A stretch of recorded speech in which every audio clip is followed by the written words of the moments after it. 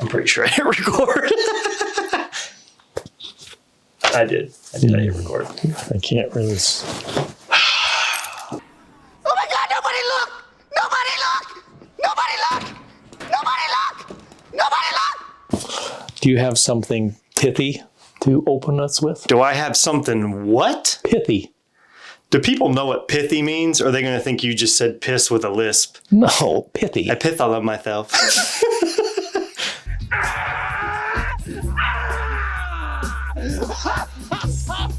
Somewhere my real biological son is accepting his diploma from Harvard Law. Curing cancer at MIT somewhere. I don't know.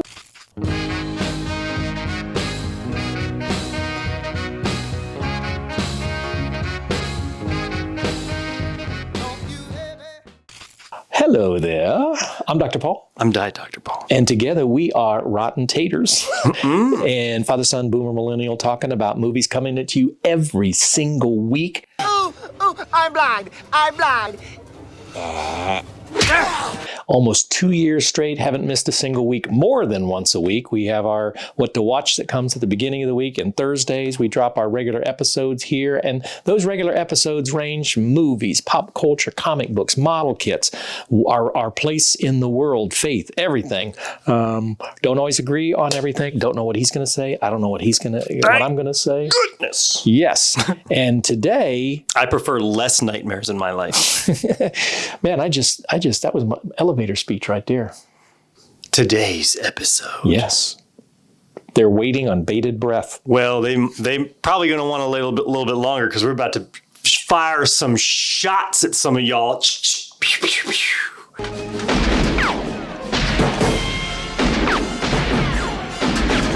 Movies that the critics got wrong. We're movie critics. We're internet movie critics, and we never get it wrong. I've never been wrong about anything in my life. Always. And twice on Sunday. Yes. But there's definitely some cases where I don't know what the reviewers were smoking, or maybe they got some payout, Yeah. I don't know what it was, but they just clearly dropped the ball. They are not in line with the Tater mindset. I feel like sometimes, too, that in the day and age of like movie reviews online, that nobody wants to be left out. So there are two types of people. They'll want to go with the status quo so they don't feel left out. So they're going to review similar to what reviews they're already seeing. Or you're going to get people that want to go against the grain solely for shock value so that their name sticks out. So even if they like the movie, if everybody else hated it, they're going to love it just so that their love review sticks out. So I think that it's become a bit of a toxic place. It's oppositional defiance disorder, Dr. Paul. That's basically what I was saying. How dare you? You have stolen my dreams and my childhood with your empty words. Yeah, I know. I think the people that just sort of do that and to get a name, and I always say, I like what I like. I don't like what I don't like. I don't like a lot of what you watch, and you don't watch a whole lot of what I like. Now when we started this episode, the discussion was, are these movies that are bad, but people think they're good? Or are they good and we really think they're bad? Mm-hmm. And we decided that it's both. Both, yes. And for me, I even quantified. Mine comes up, 4 of my movies are bad movies, or people think they're bad, but they're actually good. Mm-hmm. And 3 that people think that they're good or tremendous, and I really think they're horrendous. Really? Mine are pretty all on one. I have one movie that I think that the critics loved, that I think was terrible, and that's the only one. All the rest on my list are of the other persuasion. So what people could come out of this is a movie that maybe they've avoided because everybody said that they thought it was bad, and say, hey, give it a try. Which is what we always try to do on the show, is point you in the direction of something new and different and try something. I mean, we kid around about foreign films and subtitles and black and white, but man, there is real silent films, for crying out loud. There's some jewels that are out there. And we have an age difference. So clearly this guy watches a whole lot. I don't think you ever watch a movie that has an actor in it that's over the age of 17. And That's my line right there. yeah, and I tend to watch movies that probably people that look more like Have to have Michael Caine in it. yeah, Michael Caine. Michael Caine has to be the youngest actor in it. So this is really some things that where we think that you'll come away with things. Yeah, I'm going to try that and test this out, because you might. I know with movie theaters, or movie critics, you ever find a critic that you almost always are in sync with? Mm-hmm. And I used to feel that way about Roger Ebert. I mean, if he liked it, or Rex Reed, those were ones that just resonated with me. So that's what you need to do. He's like, okay, Dr. Paul is full of it. He said to watch this. It was horrific. And hey, Dr. Paul said, hey, watch it. So, yeah, I agree. I think I just wanted to be less negative when it comes to reviews and not be the guy that's like, this sucks, this sucks, this sucks. So I only wanted to do that with one movie. I wanted to save all that for one movie. So, oh, well, I'm going to kill Hollywood in mine. They drew first blood. Hollywood's already dead to me. Okay. Who wants to go first? This is a 7. I don't know what I'm going to start at 7. We're going to count down to number 1. You pick. It's up to you. Why don't you go first? All right. Number 1, or number 7 for me, 1991's Hudson Hawk. 31%, 56% on Rotten Tomatoes. It's thought of as bad, but it's actually kind of good and sweet. Bruce Willis, and Danny Aiello, who's one of my favorite stars. Annie McDowell, James Coburn, who, oh my goodness, in like Flint. Richard Grant. Magnificent Seven. What's that? Magnificent Seven. Yes. Anyway, Bruce Willis is released from prison. He's an ex-con, and he gets sort of maneuvered into a series of heists. But it's very clever. He is what Bruce Willis is on the screen. And just the charm. It's a 91, but it feels much more like an 80s movie to me. I never quite understood why it was so disliked when it came out. Mm-hmm. And sometimes I think movies come out, it's when they come out. Like maybe if you come out and the venue is crowded, there's too many great movies, and so it falls by the wayside, as opposed to when it's a cinema desert and there's not many things that are out, and so more and more people go to it. I think there was also less risk taking for marketing and stuff, so companies were a little less apt to take risks on producing and distributing a movie that they didn't understand who to market it to. Yeah, this is very clever. There's a scene in there where he commits sort of this little heist thing, and he does it according to "Would You Like to Wish on a Star," the song, and he kind of sings it, and it's all time. So at what point in the song what he should be? I just thought it was very. Trust me, it's not Citizen Kane by any stretch of the imagination, but it's not that movie that with John Travolta about planets and somewhere. Oh, Battlefield Earth. Yes. Which is one of your beloved films. I was looking through last night. It's in my favorites on Prime. I'm just waiting for it to go on sale so I can buy it. I'm not going to pay $12 to watch Battlefield Earth, but as soon as it's $4.99, your boy's going to watch it. Believe you, me, Barry Pepper, and John Travolta, we got a date, y'all.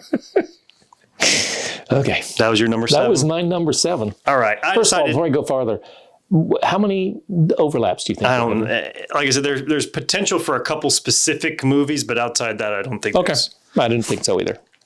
This was by far the list for me that I'm the least confident in that I've ever done. Just because it's a lot to pick through, and what do you pick? Do you go for a movie that was really, really hated, that's good, or a movie that was kind of hated, that's really good? So where do I go? I was just less confident when I was finished. Like, did I do the right thing here? But anyway. Number 7. Let's get the negative out of the way. I've talked about this movie a few times, and I've come to find out who it was directed by, and it surprised me. But it is going to be 2023's Dungeons & Dragons: Honor Among Thieves. This movie scored a 91% critic score and a 93% audience score.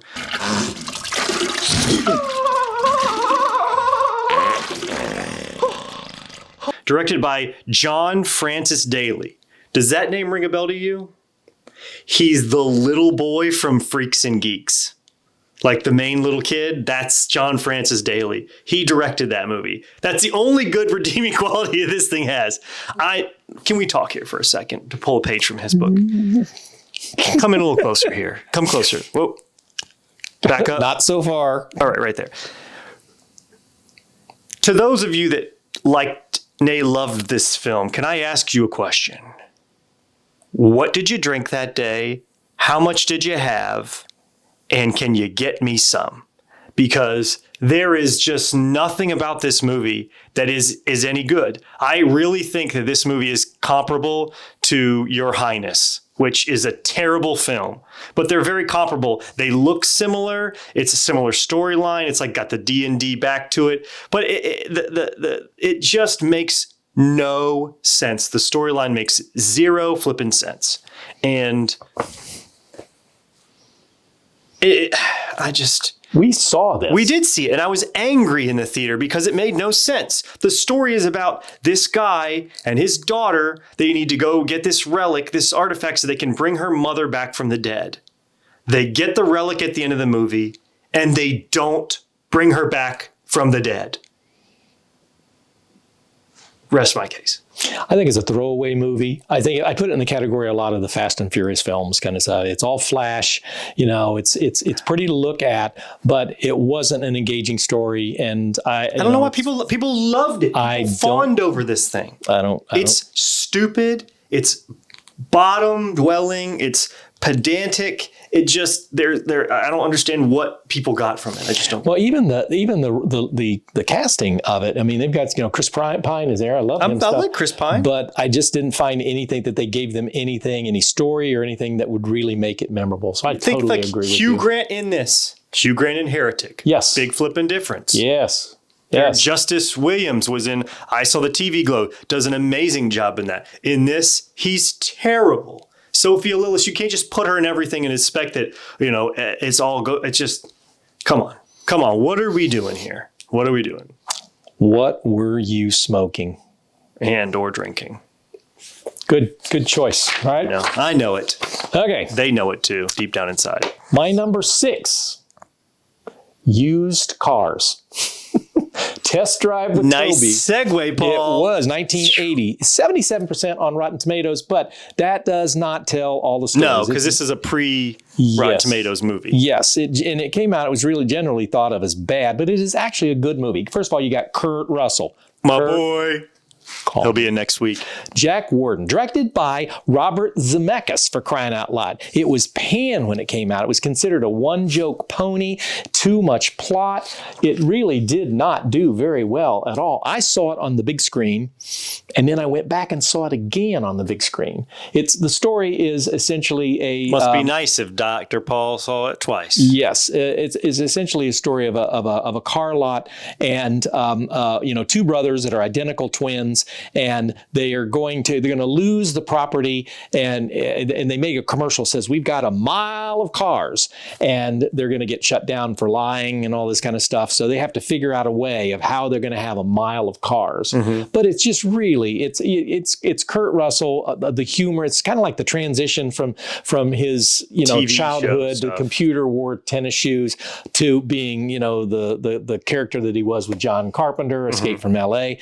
But full of charisma. And Jack Warden, everything Jack Warden has ever been in is just, and he plays two roles on this. It's just kind of brilliant, funny movie. Lots of little kind of, there, but if you haven't seen it or heard of it, trust me, watch it, stream it. Yeah, good movie. Totally a 1980s comedy. Got that similar comedy vibe to, but it's not a movie that is a bad movie. It's not a poorly made film. I can think of just numerous 80s films and later that are way cheesier and in that niche, that silly niche where it's just like over the top and doesn't hold up well. This film still does pretty well in my opinion. You like it? Yeah, big fan. Better than Battlefield Earth? Yeah. Oh yeah. Do you own it? Do I own used cars? No, I don't own used cars. But I do. You own it, so I can borrow it. Or wait for me to die. Inherit. Okay. But yeah, good movie, good pick. I didn't even see that one anywhere on any list when I was trying to find some stuff to look for. All right, my number 6. I mentioned this movie not too long ago. We reviewed this film ourselves. Oh, I lost my page. Okay, it's 2023's Napoleon. Now, I don't know if people agree with me in terms of it fitting here, but I think it fits here. Yes, it was nominated for 3 Academy Awards, but it also has a 50% score among critics and audiences on the rating sites. People talk a lot of smack about this movie for some reason. And I understand that Ridley Scott's getting old, and I understand that maybe he's not as fun to work with as he used to. And I understand that he also is never really cared, or at least in most of his historical films, really worried too much about historical accuracy. I get that. But it's a movie, and I'm not here to find out about the historical accurate life of Napoleon. I want to see his interpretation, his artistic interpretation, alongside Joaquin Phoenix and Vanessa Kirby, and they blow me out of the water. I watched it last night. I love this movie. It's really good. It's a long movie, but man, it hits all the home runs with the period piece stuff like Anonymous or Elizabeth the Golden Age. It is top tier in that sense. The acting is exquisite. I don't care if you have an issue with, the sort of in-your-face nature of his character and his portrayal, but that's the way he went with it, and I think it works. Same with Vanessa Kirby. Yes, it's a little in-your-face, a little visceral, a little naughty, if you will, but they do a heck of a job, and it's just a great movie. I'm not used to us agreeing so much because I agree. I'd add to you, it had a great score. Cinematography was just magnificent. I love that song. Just great stuff, kind of stuff. And I was surprised. In fact, I felt a little guilty after liking it. And I think we did a review on this. And then all of a sudden, the internet sort of turned on it like a pit bull. And I'm thinking, well, maybe I'm just not smart enough. Yeah, because it's it's exactly what happened with it. Is I feel like the first few people saw it and they're like, "Oh, this is good. This is really good." And then hard left-hand turn and everybody's pissed off at it. And I didn't really understand why. Yep. No, I totally agree with you. It's a good movie. All right. Number 5. Numero 5. Pet Sematary, 1989, 58%, 60% on Rotten Tomatoes. Here's an example of a movie that's bad, but I actually think it's pretty good. First of all, in the land of Stephen King, his films tend to not do very well when they're transitioned especially to the big screen. Yes. With the exception of like Shawshank Redemption or Shining or Stand By Me. But I wouldn't put this in that category. No. But you have next tier down. Yeah, first of all, you have Fred Gwynne, and that was one of his last films, and I think Jed Crandall. Yes, and he was sort of, I think, sort of lost in Hollywood, and sort of recovering from, the being typecast and the role of Herman Munster. But it was really, and then it was right before he blew up the screen with My Cousin Vinny as the judge there. And Dale Midkiff was in this. It is amazing if you go back and you look at the reviews that took place in 1989, and the word bland, cliched, cheap.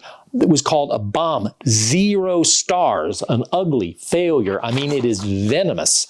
I thought that the practical effects, first of all, Fangoria magazine had a cover story that particular month, and the visuals on this, the practical makeup effects on this, the kid in this is one of the best crazy kids in all of movies. He's so good. The cat, right? It's just really, I mean, yes, does it have flaws? It absolutely does. But we've said before, most horror movies, in my opinion, are horrible. They're just not, they're formulaic, they're not watchable. Too focused on being scary. They're forgettable. And I think this is one that really, I mean, obviously the source material, because you're talking Stephen King. I didn't watch, I guess maybe I did watch the remake, and I don't think that I liked that as one. But if Cortland even talked me into buying the sequel to the remake, and it was even worse. You don't learn, do you? No. I didn't mean to cut you off. I'm sorry. No, that's all I got to say is watch it. Yeah, I love it. It's one of my favorite. Like, I put this in the same category as like Fright Night or The Things, or like quintessential Halloween movies. I agree. Specifically because, yes, they're horror movies and they're adult, but they're like teens can watch these and it's not something that's going to be like, oh, there's too much nudity or drug use or this, that, or the other. It's like perfect in that line there. That would be a perfect triple feature with Cemetery sandwiched between those other two. Who? Which one? So say what film? You said Fright Night and The Thing? The Thing. Yeah. Oh, yeah. Killer. Yeah. Killer boots, man. Makes me want to turn it on my massive 40-inch. You want to do what? Boy, that escalated quickly. I mean, that really got out of hand fast. Said turn on my massive 40. Whoa, cowboy. All right, that was your number 6, correct? That was number 5. Oh, that was your, okay, yeah, I'm used to going first, sorry. All right, number 5. Man, I should just stop because every movie is from the same year. Well, never mind, technically it didn't come out 2020. This one's from 2024. And now I almost didn't put this on the list because I've talked about it a few times, but I've never actually put it on a list. And I think this is where it deserves to be. Horizon, an American Saga, Part und. 51% on Rotten Tomatoes.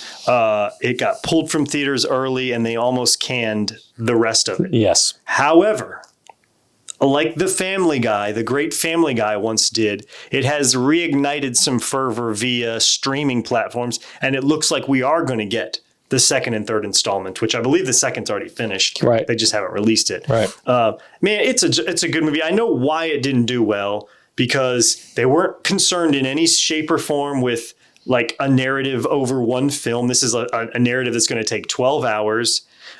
It wasn't concerned with any of that. It wasn't concerned with its time, its run slots or anything of that nature.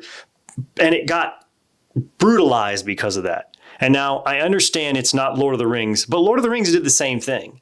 It didn't concern itself with tying up the narrative in a single film, but it gets a pass for it because it's a book.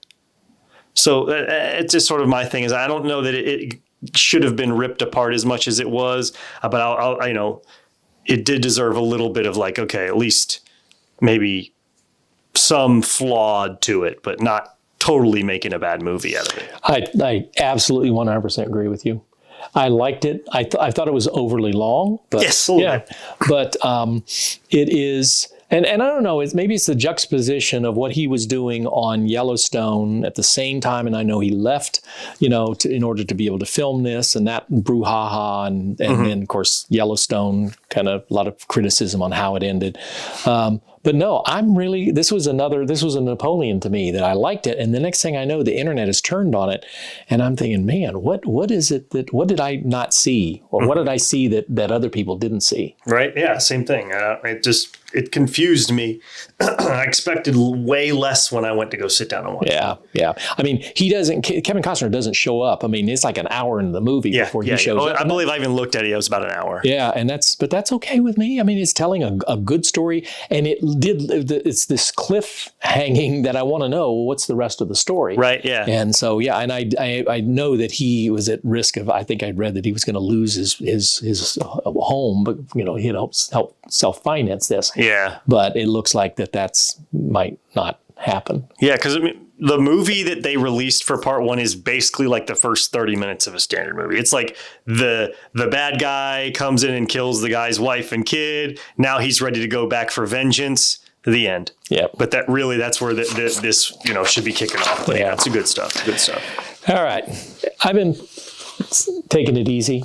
Taking it easy on the Holly weirdness. Yes, but I'm gonna torch it. Turn it up to this one goes to 11. Yeah, this is number 4, and these are in the category. These are considered good, but I really think they're terribly bad. Well, let me tear them up with you. Number 4, La La Land, 91% on I got the Rotten answer for this Tomatoes, one right off, 82% on 2016. You got Ryan Gosling, you got Emma Stone, J.K. Simmons. I didn't That's good. check. Just curious. That it was nominated for Best Picture, Director, Actor, Actress, Screenplay, Cinematography, Editing, Costume, Score, Sound. I mean, it just was on fire that year, and it ended up winning Actress, Cinematography, Screenplay, Score, and Director, Production, Design, and Song. And it's essentially about these two young artists in Hollywood. It's sort of a love story slash, it's not really a musical, but there's dancing in it. I just don't get it. And I've not allowed myself to go in. I love the Oscars, but I haven't allowed myself to go in and say, what else was nominated that year that why is it that movie did so well? Because I saw it in the theater live with my wife, and when you're watching your watch to see how much longer it's going to be, you're in trouble. When a movie that's essentially 90 minutes or whatever, and it feels like you're watching all 2 episodes of Dune. So I don't get it. I can't. Did you even see it? I did see it, and I thought it was stupid. And I'll tell you exactly why it won. Give me 1 second. I'm just looking up. I don't think it won Best Picture, and that's rare when director and picture split. Yeah, it won. Best Picture was Moonlight that year. Was way better. Way better. Yeah, it was just a weird year for films that year. There wasn't some big hitters, but the director is Damien Chazelle. Whiplash. Same guy who did Whiplash. With J.K. Simmons. Yes. This movie was sort of like the precursor to like the wave of Inarritu movies and Yorgos Lanthimos, and like these films that sort of like bridge between genres and styles. I think people thought, ooh, they're dancing. This is like hip and different, so it's good, right? And it was one of the things where it's just not good. It was very, very just like you're serving up these things to attempt to formulate this winner, but to me it felt very, very frail and hollow. It didn't have the same heart that a film like Moulin Rouge had. Yeah, I think the one thing I give it is that L.A. is a character in the film, and it does. And I lived in L.A. and so it does. It puts a beautiful spin. No, it's got it is kind to look of at. Stuff. But beautiful colors. Obviously very dynamic. Emma Stone won Best Actress. Yep. Ryan Gosling, who I did not find his character believable at all. Yeah, she just wants to be nominated every year. Yeah. She's starting to get on my nerves a little bit. But yeah, I agree with that one. A whole lot of agreement there, sir. That was your number 4. Yes. So my number 4. He went really Hollywood and erudite. So let's just match that energy. And what's the most erudite, top tier, philosophical film that would make Socrates smile? And that's 2004's Saw. 50% on Rotten Tomatoes. Now, I know. Is this the first Saw? The very first Saw film. And I'm not talking about the rest of them. This is what I'm talking about, one singular Saw film here. This is a good movie. It is the inception point for pretty much 50% of the horror movies that come out over the next 20 years with James Wan and Lee Winnell writing and directing and actually acting in it as well. It's spawned the sequels and the series, but it's just a good movie. And I read through some of the reviews that people gave to it at that time. And I'm just like, you don't know what you're missing. I don't think critics were ready for this film yet. It was just too different from what we'd seen to that point. But not a 50% movie, well worth it movie. I totally agree with you. I was thinking you were going to say the opposite. No, and it reminds me, when Halloween and Friday the 13th, when those movies first came out, there was a backlash for these slasher movies, and I think drew a lot of furor and negative reviews. I mean, even Robert Ebert, one of my favorites. I think the same thing with this torture porn kind of thing. This was new, and now look, I mean, how many. But I thought when it was very, the setup in this whole thing was fascinating. They balanced it well. Wow, it's like it was at the time. It was new, but that's the problem in Hollywood. They do something new and fresh, and then they want to repeat it 15 times instead of trying to find something else that's new and fresh or newer and fresh. I guess Hollywood forgot that you can just rewatch the same movie over. I guess so, but thus far we have not disagreed on a single. No, I agree with everything you said so far. It just hasn't been on my list per se. Right. And maybe if I went more negative, I would have started targeting things like La La Land. I guess we're going to agree on this next one then, too. Probably not. My number 3, Fall Guy. Fall Guy has 82/85% on Rotten. Gosling?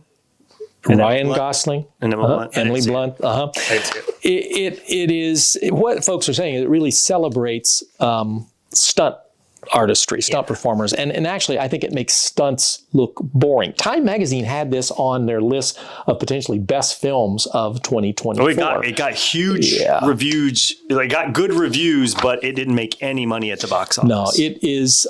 If you want to watch a movie that sort of highlights stunt performers, I'd say watch Death Trap. I mean, that's Yeah. Isn't there a movie from the 70s that they talk about in that movie that's about stunt work as well? That's actually really good. There is a movie called Stuntman from the 70s with I can't remember his name. With the guy who plays the stuntman. Well, the guy who plays Lawrence of Arabia was Peter O'Toole. Yep. Mm-hmm. I have a boxed limited edition number of 1,000 of that. Yeah. The movie is, it's just a complete throwaway. I didn't find it humorous. I thought that Gosling was embarrassing. His acting was embarrassing. And there's a scene in it where, and essentially he gets injured at the beginning, and then he is forced, he just and he goes off and parks cars for a living kind of stuff, and has a relationship with the director who this Emily Blunt character. Yeah. Well, she needs a stunt performer, and he comes back, and she doesn't know that he's going to be the stunt man. And so she's trying to say, hey, since you're our stunt man, I need to give you some backstory on your character and how he split and how he left and he didn't say anything to anybody, and has this big old in front of all the cast and crew, and she's talking about their relationship. And I'm like, it goes on forever. And I'm like, who wrote this? It really is. And I watched it because Time Magazine said it was one of the best films. Heather watched it, and it was horrendous. Sounds pretty terrible. That's 2 of my films with spotlighting Ryan Gosling. Sounds pretty bad. I saw the trailer for it. I heard the buzz around it, and I still had zero desire to watch it. It's been free to watch on Peacock since 2 days after it came out. I have no desire to watch it. And now cementing it like concrete boots, no desire to watch it. Yeah. All right. So let's just move on to my number 3 then. Into this little ditty about Jack and M. Night Shyamalan in The Village from 2004. 43% on Rotten Tomatoes. That's just silly, y'all. That's silly. You gave Barbie what? And this has a 43% on Rotten Tomatoes? Do you guys ever think about dying? Come on now. I know what people didn't like about it. He fell into the trap of, now people were expecting a twist. They were expecting a certain kind of twist, a certain type of film. They thought, okay, it's going to be a horror monster movie. And that's not what it was. So once you get through the movie, I think people watched the initially and kind of had the Blair Witch Project effect where while they're watching it, it's okay. But then it's over. They're like, oh, wait, that wasn't what I thought it was going to be. Now I'm angry and I don't like it. Well, tell yourself that 45 minutes ago when you were enjoying it. I'm not sure what's wrong with you. It's a good movie. It's got an amazing cast in it. It's got amazing cinematography. It's got amazing score. It's the bee's knees. I absolutely agree with you. I keep waiting for you to say disagree. No, I absolutely agree with you. I don't get it. And I think you're exactly right. It was punished for not being The Sixth Sense. Yes, it was punished for him not having a scary horror twist. Yeah. In this, it was the opposite. He made it a horror movie with a reality twist to it. Yeah. I agree with everything you said, especially you mentioned the score. I bought the score. I love the score from that film. It's haunting. And I thought it was good. I thought it was one of his best movies, and it's rewatchable. And the cast is a stellar cast. Yeah, they're up and down that stinking movie. There's cast. Yeah. Even the sort of one scene characters that you get in there. Yeah, I would watch that 10 times before I would watch Trap again. Yeah, I was actually looking at The Lady in the Water because I kind of think that movie's got some charm to it, trying to find maybe a list to put it on. And then I looked down and I saw the scores next to The Village. I was like, this can't be real. Yeah. Yeah. It can't be. Yeah. Good choice. Good choice. All right. And I know you're going to agree with this, number 2, and I had to do it because there's a whole series of films that fall into this category. An MCU movie. No. It's a Wonderful Life. 1946, 94%, 95% on Rotten Potatoes. Now, right? But this is, New York Times, it's one of my favorite movies. New York Times said that the weakness in this picture is the sentimentality of it all. That's what it's all about. That's the strength of it. It's a illusory concept of life. The New York Daily News said the film is too sprawling in extent, too noisy, and to the background music and voices, and much too obvious in the application of its social significant notes. First of all, I don't know what movie they were watching because they're really, you talk about background voices and music in the background.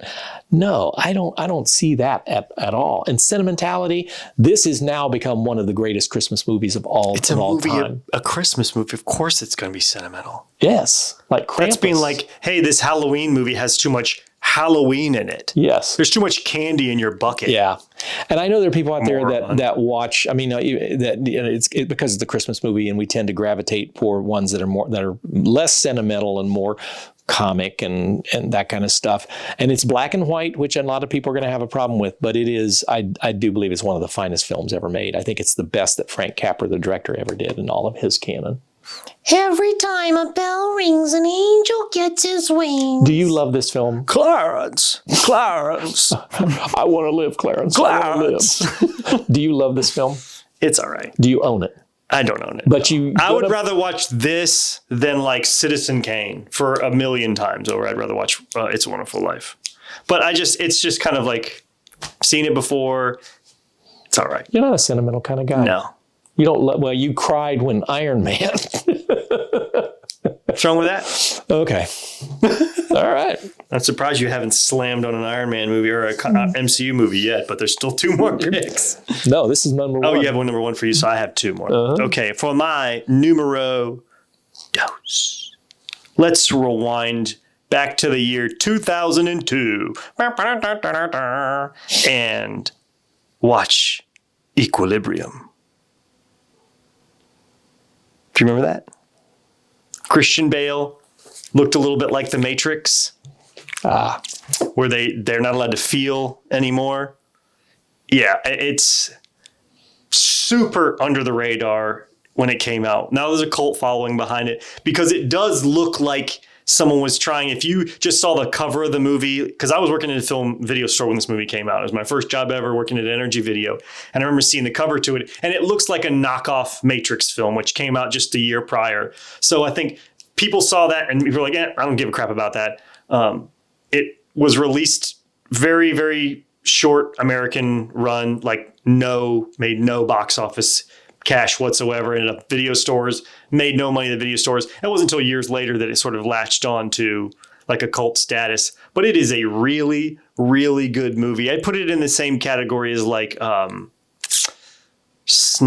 Gattaca, or what's the name of that movie? Is that it? Gattaca? It reminds me of that for some reason, but futuristic world where, or 1984 too, where Big Brother is kind of taken over the world and now you can't have art or feel emotions. You take this medicine that dulls down your emotions. And there are these guys and their jobs are to go around and snuff out these people that have like paintings and it's just good stuff. Sean Penn, Christian Bale, Taye Diggs. What's the other lady? She's in, right now she's playing in Emily Watson, who's in the Dune TV show, which is pretty good. But yeah, man, it's totally a choice film if you've never seen it. I thought you were going to say that people think it's good and you think it sucks. No, it got 40%. It's got 82% on the audience score. I saw it once. I knew it would make it through a whole list. I knew it. Well, and here's the thing. I don't remember it. So it's forgetful for me. And that's if I saw it. I mean, I think I saw it. I'm pretty certain that I... Yeah, it was different. I remember like they talk about the combat style in it. So they have these really cool fight scenes with pistols, but the guys are like standing right in front of each other. And it's like how they do these movements with the guns to like I don't know. It's just an See, I don't interesting remember one. that. So maybe I didn't see it. And maybe I need to. It's been 25 years since it came out, so Well, It's a Wonderful Life came out in 1946 you've seen or it 47. 1,017 times. Well, that's true. Okay, I'll give you that one. You'll just see the cover of the box is just Christian Bale with his hair slicked back. Think American Psycho Christian Bale in Neo's wardrobe from The Matrix. All right, Number 1. number 1. Num und. Cue the nuclear explosion. Fight Club. Barbie. That was almost on my list. You suck. Oh, I totally agree. I almost want to change mine to Barbie and not tell you. 89/83% on Rotten Tomatoes. It was nominated for Best Picture. Yes. Supporting actor, Yes. supporting actress. It won the Best Original Song. Now, I'm okay with that because I thought the Oscar performance of him was pretty good. do you realize that 3 of my 7 films all have Ryan Gosling. I wonder what you think about our boy RG. Well, I've not seen a film yet that I thought much of his work. What did you think about him in Remember the Titans? Yeah, I thought that was. He's just so different in that. Yeah, I thought that was good. That's about the last time I liked it. I saw this movie on a Holland America cruise ship. Oh, I'm sorry. Going to Canada, and He tried to go all the way to Canada to escape the movie and he couldn't all do it. of the buzz around this and everything, and just from the it's obviously I didn't play with Barbies when I was little. I had a sister that did, and that's nothing against. I mean, I know guys that played with Barbies, but and I never quite understood at the theaters, like, you'd have 17 screens and 15 of them would be filled with Barbie. Right. And I know there was a whole standoff between Oppenheimer and Barbie and everything. So finally I said, I need to give it a chance and see it. My wife was willing to see it. And I would say it was unwatchable. I would agree. And it wasn't that, it just seemed, it's not that it was, to say it was unwatchable is like I didn't like it, but to say that it was like the worst film ever made, I just don't understand why it was so powerful, and the chord that it struck, with little girls and women and guys too. It just didn't do that for me. Yeah. It just made no sense. I kept asking myself, why? Why do we devote film to this? Maybe a 30-minute TV episode on a Saturday morning cartoon or something like that. 4:30 a.m. Yeah, but it just it didn't seem, and the amount of accolades that came to it, I just didn't get it. And people say, well, it was all about girl power and that's why I don't like it. No, not at all. I love me some girl power and films that have, when strong. it's a good movie. Exactly. And so I didn't like it. And I can't think, the set design, I would have to say was a good thing because it was unusual, but it's unusual in the sense of Willy Wonka land. Yeah, we've kind seen of it stuff. before, though. Yeah. We called Toy, where they have literal Barbie houses in it. Yeah. I think it was the same thing. It's like people get afraid to refute the monster, the machine, the girl power machine. Because like you said, if you say, I didn't like that movie, automatically it's because you Have don't testicles. Yeah, it's because you're a man and you don't like women and you're a women hater. It was like not the case. No, I don't have a problem with girl power. All for it. But it was like this. Oh, this movie's great because it's girl power. Well, no, it can't be great because of it. That can be something that's like ancillary. Like it's great but what made this movie great? There's nothing about it. It's kind of a dangerous movie, to be honest. Right. You celebrate women, but celebrate women in a film that's noteworthy. Yeah. At the end, when they're like redeeming the characters and stuff, the men never get redeemed. The women are broken out of their spell, but the men are still, in essence, Barbie's slaves, which is what the movie's about. The Barbies are in control of Barbie Land, and the men are their slaves. The men get control, and all of a sudden it's like, oh, this is a terrible thing. And at the end of the movie, Barbies get control, man's still bad. It's just like that we accomplish nothing here. If we're going to do a Barbie movie for kids, let's do a Barbie movie for kids.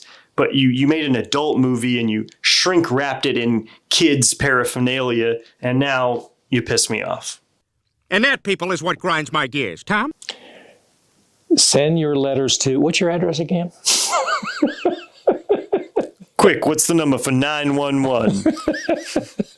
Moving on.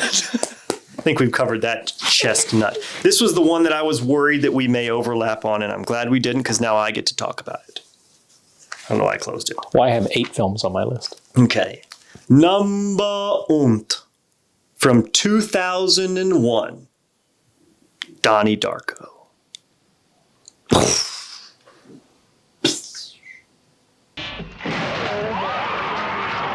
Okay, so this one, directed by Richard Kelly, it does have 87% on Rotten Tomatoes, but this obviously came out way before Rotten Tomatoes was a thing. This thing was about to be released, and then 9/11 happened. And they were worried with the plane engine thing, so they held it back, and then they released it to like 58 screens nationwide for like 28 days. It made less than $500,000, and critics just didn't understand, again, like, what is this movie? There's no target audience for this. I don't get it. So it just all of a sudden sort of fell on deaf ears. And it wasn't until, 2004, 2005 where it hit a cult status and started to get, rented from the video store and purchased and things of that nature. And now it is a beloved cult film and kickstarting the career of Jake Gyllenhaal and Maggie Gyllenhaal as well. But yeah, man, it's one of my all-time favorite movies, and I probably haven't seen it in 20 years. It wasn't the last film for Patrick Swayze. Patrick Swayze. I might have been. I think so. Yeah, I totally agree. I watched it. It's we said about we want something that's new and different. I'm always looking for new and different, and this is definitely new and different. Mm-hmm. And you got to sort of get into it and say, okay, what am I watching here? And get the tone of it and all of that whole thing. But in the end, yeah, I thought it was a brilliant film and saw it 2 or 3 times. I haven't seen it now. It's probably been over a decade. Yeah, I used to watch it all the time when I was in college, and then right around that time was the last. So it's been about 20 years since I've seen it. And I see it on streaming now, and I'm kind of like, maybe I'll give it a crack. Because obviously I've seen it. I know most of the scenes in it. I could probably recite them to you.